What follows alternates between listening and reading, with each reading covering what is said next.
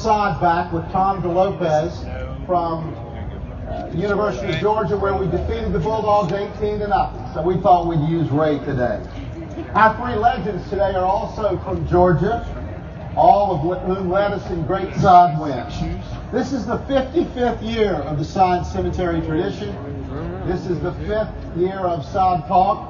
My name is Doug Mannheimer, and this is my 30th year as the keeper of the sod cemetery, and it's a lot of fun. Thank you all for being here. I need a little call from you guys right now.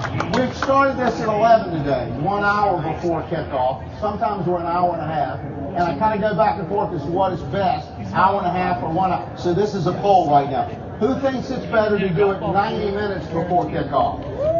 All right, and who thinks it's better to do it right now 1 hour before kickoff? Well, all right, I got it. The noon game. We won't hold you back. The Big Gator comes to Tallahassee once every 730 days. You know what the number 2,190 means today, though? It's been that many days since the Big Gator beat the Seminole. But I want to thank our friends from the University of Florida. Thank you for coming. We do appreciate you coming. We hope you have a wonderful visit in all ways except the final score. I also think we want to thank you. The cemetery, I believe, today is its most beautiful. It is resplendent in orange and blue. It has 13 sod victories that are remembered by orange and blue flowers, remembering those days when the Seminoles were on the road against the odds, and they defeated the University of Florida. Now, there are 13 sod wins over Florida. 12 in Gainesville, 1 in New Orleans as well, the 5th quarter and the 4th quarter. The Seminoles brought back the sod. Today, our three legends are going to talk about those wins over the University of Florida. We're going to get that in just a minute. Special thanks to the Tallahassee Democrat and WarChant.com. The Extra Point Club. Well, there, these ladies right there. They come every Thursday or Friday afternoon and guard the forest. Jim Hunt handles our social media. You guys give Jim a hand. He does so much. And my wife, Cricket, is looking after her 90-year-old mom today at home, but Cricket makes these flowers. Appreciate that. Now, today is audience participation sod talk. We're going to need you all, and we got to get warmed up for that big game in there because those guys need you today. Are you ready to celebrate a Seminole win over the University of Florida? That would be the 6th consecutive. Did you enjoy watching the Florida State Seminole basketball team last night? They've only won 5 in a row over the University of Florida, but they've already taken care of business. How about our soccer ladies yesterday on the Final Four? So let's meet our legends. He came to us from Thomasville, Georgia, and led FSU to its first national championship. He is the most decorated player in the history of the college game. He won the O'Brien, Maxwell, Unitas, and Walter Camp Awards while becoming only the 2nd college football player to win the Sullivan Award as America's greatest amateur athlete. He's a member of the College Football Hall of Fame. And then he played basketball.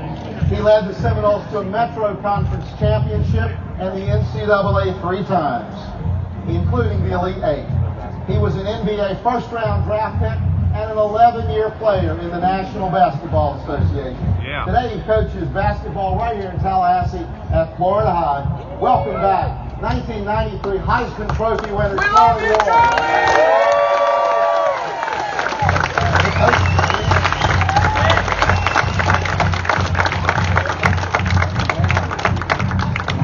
Our second legend's going to be here in just a second. Look for a tall guy that says Kansas City Chiefs. He'll be here in just a second. Our second legend was an academic All-America at Florida State. He came also from Griffin, Georgia. And when he came to Florida State, let me turn here just a second. The camera got me off here. I got to get my stuff here. Dave Roberts came as a tight end. He caught 45 passes for 5 touchdowns. He graduated in 3 years and went to work as a graduate student and taught communications his last 2 years of eligibility. He won the NCAA's prestigious postgraduate scholarship. He took that to the University of Texas, where he got his law degree. He's been practicing in Atlanta for a number of years, and he decided, well, he'd come back to Florida. So he moved back to Santa Rosa Beach, paradise out in the West, and he practices law in the morning, and he coaches offensive football for the South Walton High School team in the afternoon. Would you welcome back Academic All-America, number 83, David Roberts.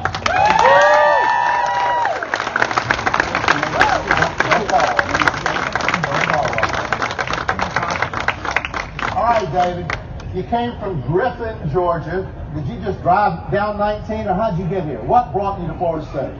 Well, Florida State started recruiting me very late in the process, and I had the opportunity to come down camp here before my senior year, and I'd only been out of the state of Florida one time in my life. So Out of state Georgia. Out of state Georgia one time in my life, and came down and rode past Landis Green, and there were co-eds laying out on the green. It just seemed like the thing to do at the time. You were 18, is that right? I was 18 and had hardly ever been out of Griffin, Georgia. And Thomasville, Georgia makes Griffin, Georgia look like a very small place. So it was, I loved it down here, still loved it down here. Fortunately, my wife's here and talked to moving back to North Florida, and very glad to be back. Well, we're glad to have you back in Florida. All right, Charlie, we've heard the story maybe of you, how you got here, so we'll get right to football with you. When you all watch football on television today, you see a shotgun quarterback and 3 or 4 wide receivers in pistol formation, but that wasn't the norm back in 1992. We were playing Georgia Tech. We were down by 2 touchdowns. I don't know if Bobby Bowden ran out of things to do or couldn't figure out what to do, but he said, let's go to the 2-minute offense, and college football offense took a revolution. It was revolutionized. Is that what little George Bush did? That's right. Everything changed. Charlie, tell us about being down 2 at Georgia Tech, why we changed, and what that was, and why it worked for you. Well, I guess the biggest question is, how many of y'all left the game? A lot of people left the game. Even my sister-in-law, she left the game, and she was for Georgia Tech. But we were down, of course, 2 touchdowns, and we had to find some magic out of that deal. And just like anything else, we went to our 2-minute offense, and we found the magic that we needed. Of course, whenever there's a comeback, there has to be some good fortune. We were able to get an offside kick in the midst of that to be able to get the ball back quicker. And the rest is history. We were able to come back, win the football game, and then we kind of changed our offense after that game. Charlie, when you see the shotgun today, actually a lot of people running effectively that same offense, aren't they? Yes, they're definitely using it more and more. Believe it or not, we only ran 3 plays that whole 4th quarter, and those 3 plays worked because it was great execution. I did throw the ball to the other team. That was something I was struggling with at the time. But I did throw the ball to the other team, and it worked. When you throw it to your team, things do work. Well, it worked in Florida State beat Georgia Tech after being down. Now, David, your college roommate was Peter Tom Willis, who set our single-season passing records. Tell us about P.T. Willis and why that fellow from Birmingham, Alabama, was such a good quarterback. Well, Peter Tom, when I got down here to Florida State, Tallahassee is a very southern area, right? And so I came from the southern area. But Peter Tom came from Morris, Alabama, which is really more southern. Really southern. So I think him and Bill Reagans were the only 2 guys on the team that had a worse southern accent than I did. But Peter Tom was a great player here. We had a string of quarterbacks with Danny McManus and Chip Ferguson and Peter Tom, and then Charlie following that kind of started that trend. And I'll tell you something about Charlie that a lot of people don't know. 1989, Charlie wasn't a very highly recruited guy, and he came in to play with us, and it was kind of like the rec ball game. We didn't have a punter, and they said, "Hey, who can punt?" Charlie kind of raised his hand, so I can do it. So a lot of people don't know Charlie was our punter in 1989. He did a great job at it.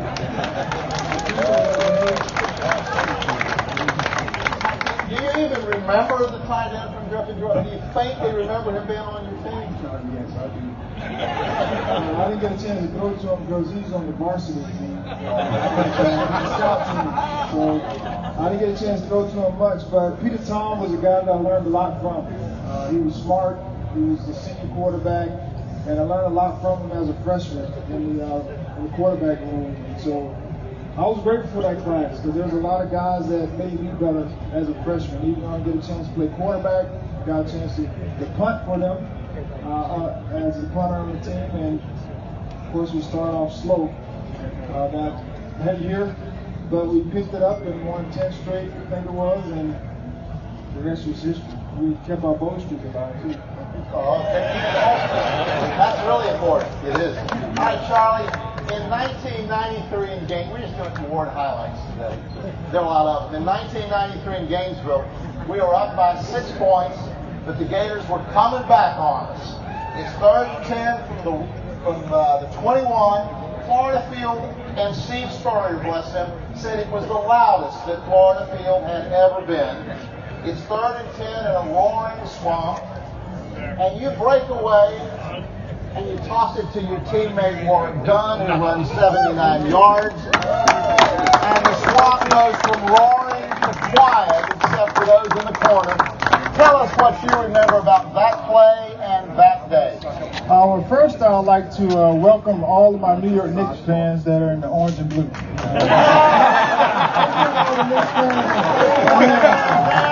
Yeah, we got a lot of Knicks fans. There's some back here? Yeah, I see. And let's go Knicks. All right. And it's just like the Gators because they got the wrong alphabet on the hat. You know, it should be an NY. They got an F. Oh.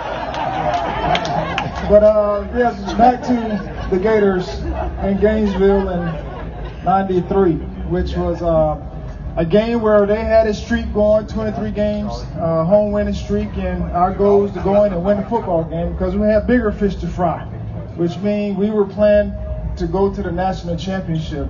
And so our goal was to go in and play really, really well, and we did for three quarters, 3.5 quarters. The swamp was quiet the entire game.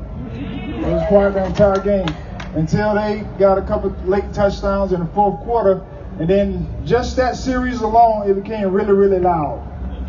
I mean, like really, really loud. Where you couldn't hear yourself. And the first 2 downs, they made great stops. Then the 3rd down, Warwick and I talked about this in our room quite a bit of time, a few times in the room on how we were going to make this happen. And so we drew it up in the dirt. Coach Brown was good at drawing things up in the dirt, throwing things up in the dirt. And so we drew up in the dirt. I was going to go left, and he was going to go to the left as well, and I was going to hit him over the top, and we were going to run for a long touchdown. And it worked. It worked. Now, the Gators would say that Tamar Vanover gave you a little help. Yes, that was a good block. It was a good block. Clean block. Clean block. There you go. Very good. Very good. From the side. From the side. David, you moved from Atlanta to Santa Rosa Beach to be a lawyer in the morning and a high school offensive coordinator in the afternoon. So tell us about a day in the life of David Roberts in Paradise. Well, that day's very long. So we, my wonderful wife Courtney. Where's Courtney? Courtney's over here. Give Courtney a hand, right over here. And my daughter Lindy and my son Cade talked him into moving back to God's country. And you talked to Mentor, or you told him we were moving? I don't tell her anything. So fortunately got back and had an opportunity to live on the beach over there. And I'm sure a lot of you guys have been over at 38. We love it over there. Yes. And had an opportunity to coach football. Called the coach. My son Cade is a freshman that played for us, so I called and introduced myself to coach. Excuse me, how many passes did freshman Cade catch this year? They wanted to know. Well, I hate to tell him this, but so Cade had a really good year, and varsity starter for a freshman for us, caught 38 passes as a freshman, led the state of Florida in receptions. Doesn't hurt his daddy's DOC, right? So anyway, day in the life, I get home about 3 o'clock in the morning, wake up about 9, go to work for a couple hours, watch film, go to practice, come home, eat dinner with the family, and go back and watch film. And the funny thing was, I was there. I was supposed to be the receivers coach. Never coached high school football before, and I got there, and 2 weeks after I get there, our offensive coordinator left, and our head coach said, "Would you like to be the offensive coordinator?" I said, "Coach, I've never coached high school football before." He said, "Sorry, sure." So we had a great year this year over at South Walton, and look forward to many more to come. And you guys made the playoffs. You did a little bit. We did. Made the playoffs, beat Gadsden County in the first game, and for the only second time in program history, made it to the second round. And we're just having fun. We're slinging the football over there at the beach. That's a lot of slinging on the beach. That sounds fun. Charlie, tell us about coming back to Tallahassee and coaching now at Florida High. Well, I'm really excited about being back in Tallahassee. It's been a great move for us. We were in Pensacola for 4 years. Got some former coaches and friends here from Pensacola. Got one of my players as well that I saw. And so we've been back here since June. It's been a great move for my wife and my family. Actually, our oldest son is a walk-on freshman here at Florida State. And our other two go to Florida High. Yeah. And the basketball program, we got our first, it was preseason, but we're going to count all the wins. We got our first win last night against, who did we play? Crossroads Academy. And then tonight we play my alma mater, Thomas County Central, at 7 o'clock. So if you want to come after the Seminoles win, come and watch the FSUS Seminoles win again. Tonight at 7 o'clock over at Florida High. We're glad to have you in Tallahassee and helping young men, and it's a great thing. You see Charlie's in Florida State basketball almost every game, too, and we appreciate it. All right, folks, we're going to do something right quick. You're all ready to cheer? Let's hear it for you. All right, we're going to get you cheering right now because we're going to celebrate Seminole victories. We're going to take you back in time. 13 Florida State wins over the University of Florida in Gainesville. Dave Roberts, tell us what happened in 1967. In 1967, quarterback Kim Hammond is knocked out of the game and carted off in the first quarter. But he comes back in the fourth quarter to hit one of my favorites ever, Seminole legend Ron Sellers with a 38-yard touchdown pass.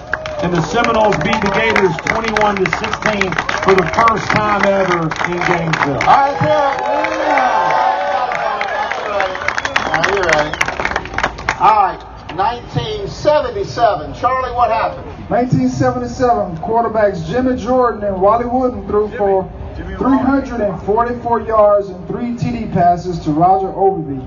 Aaron Carter and Ron Simmons led the defense, and the Seminoles crushed Florida 37-9 in Gainesville. How about 1987? Running back Sammy Smith and Dexter Carter rushed for 225 yards. Butkus Award winner Paul McGowan leads the defense, and FSU beats Florida 28-14 in Gainesville.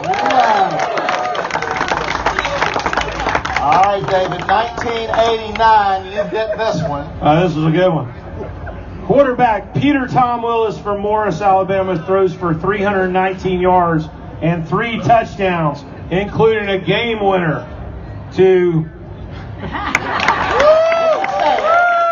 tight end Dave Roberts, and the Seminoles beat UF in Gainesville 24-17.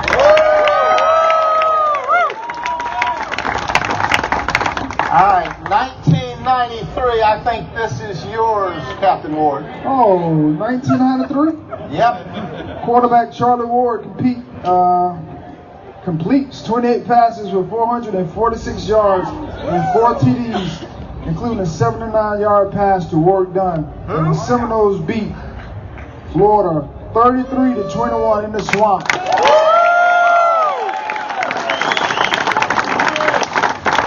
All right, 1995, New Orleans, the Sugar Bowl. Dave, what happened? Wow. Y'all remember the Choke Dough? Yeah. I don't guess we can side that one, but No. man, that was awesome. But 1995, after the Choke Dough, Warrick Dunn threw a 73-yard pass to Omar Ellison. From where? From Griffin, Georgia. And my boy Dan Mowry kicked 3 field goals, and we beat the Gators and win the Sugar Bowl 23-17.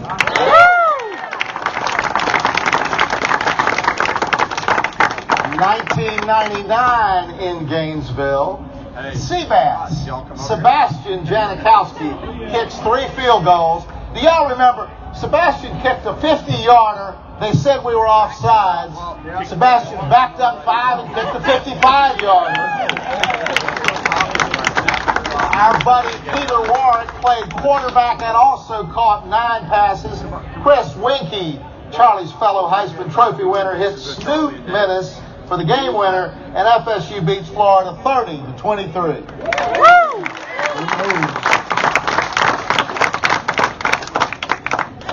2011, Charlie, how'd we do? 2011, the Seminoles held the Gators to 184 yards on offense, and defensive backs Terrence Parks and Mike Harris led FSU to a 21-7 win over the Gators.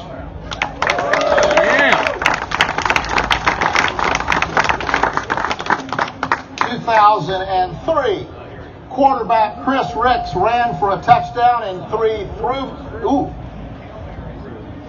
3 more with 55 seconds left.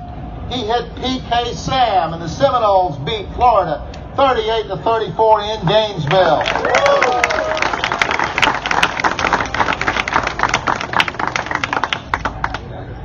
2000, let's see, we got 11, we got 3, there's so many fun things here. 15. 2013, behind the blocking of Cameron Irving, Jameis Winston passes for 3 touchdowns.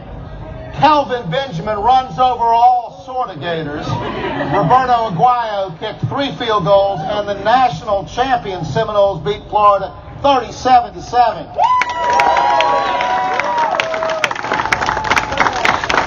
There's a lot of ass whoopers over there. Oh, come on. Dave, 2015, what happened? Well, Dalvin Cook, y'all remember him? Yeah. Dalvin Cook rushed for 183 yards and 3 touchdowns, and the number 13 Seminoles beat the number 12 Gators 27-2.